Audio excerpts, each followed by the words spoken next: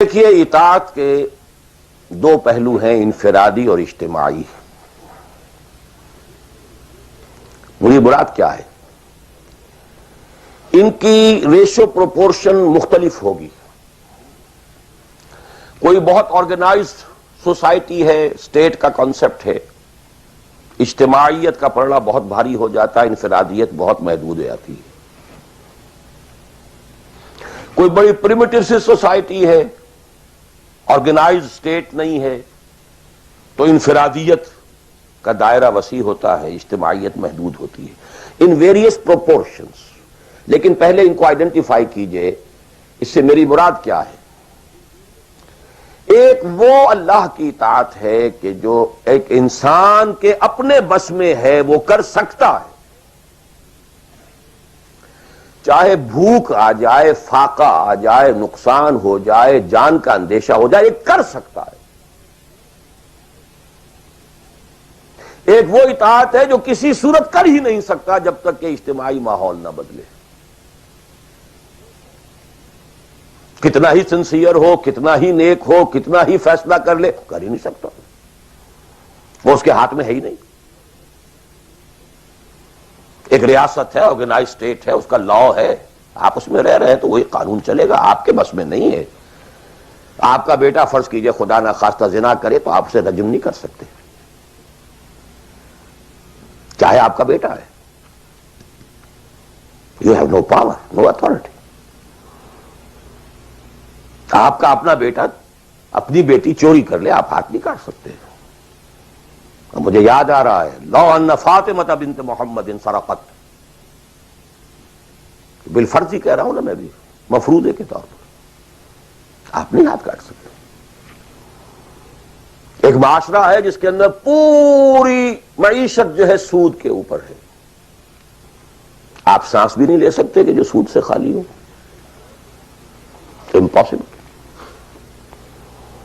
ایک اسٹیٹ ہے، آپ اس کے سٹیزن ہیں، آپ اس کے کانسٹیٹیوشن کے لائل ہیں، فیتھفل ہیں۔ تو جیسا کہ میں نے کہا تھا، آرگنائز سوسائٹی اسٹیٹ میں یہ دائرہ بہت بڑھ جاتا ہے۔ ٹرائبل ہے، وہاں یہ کہ انفرادیت کا کافی دائرہ ہوتا ہے، قانون کم سے کم ہوتے ہیں، نظم کم سے کم ہوتا ہے، سسٹم جو ہے اس کی گرفت کم سے کم ہوتی ہے۔ اب دیکھیے، دو حیثیتیں دنیا میں ممکن ہیں۔ ایک انتہائی خوش بختی کی، انتہائی خوش قسمتی کی، کہ ایک انسان ایک ایسے ماحول میں پیدا ہو گیا ہے، یا وہ ہجرت کر کے ایسے ماحول میں چلا گیا ہے جہاں ٹوٹل دین غالب ہے، دین قائم ہے، نظام ہے ہی دین کا، حکومت ہے ہی اللہ کی۔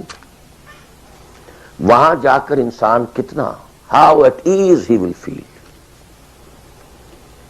نو فرکشن۔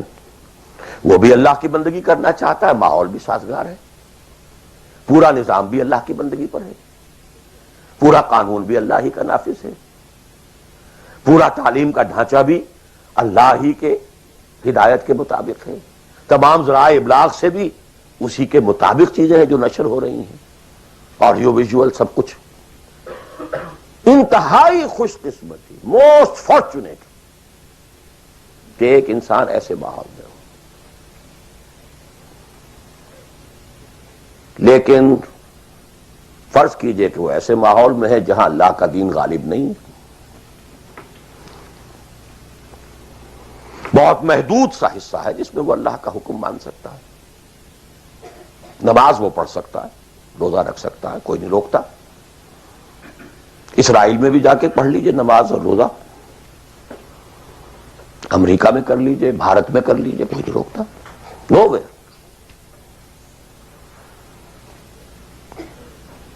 لیکن باقی ویرینگ ڈگریز میں ہوگا یہ کہ زندگی کا 75%، 80%، 50%، 60% وہ باطل کے قبضے میں ہے، تو وہ بھی تو 50%، 60% کافر ہے۔ He is a part and parcel of that environment, of that system. قرآن کے تینوں فتوے اس پر بھی تو لگ رہے ہیں. وَمَن لَّمْ يَحْكُم بِمَا أَنزَلَ اللَّهُ فَأُولَٰئِكَ هُمُ الْكَافِرُونَ وَمَن لَّمْ يَحْكُم بِمَا أَنزَلَ اللَّهُ فَأُولَٰئِكَ هُمُ الْفَاسِقُونَ وَمَن لَّمْ يَحْكُم بِمَا أَنزَلَ اللَّهُ فَأُولَٰئِكَ هُمُ الظَّالِمُونَ. وہی ظالم ہے، اور ظالم سے مراد مشرک. ان الشرک لظلم عظیم، وہی کافر ہیں. بتوں سے تجھ کو امید ہے، خدا سے نا امیدی. مجھے بتا تو صحیح اور کافری کیا ہے؟ کفر کہتے کسے؟ وہی تو فاسق ہیں، ناہنجار ہیں، باغی ہیں. ویئرنگ ڈگریز کے اندر جتنا بھی اس نظام کی گرفت ہے، اس درجے میں ہر وہ شخص کافر اور ظالم اور مشرک ہے جو اس ماحول میں رہ رہا ہے.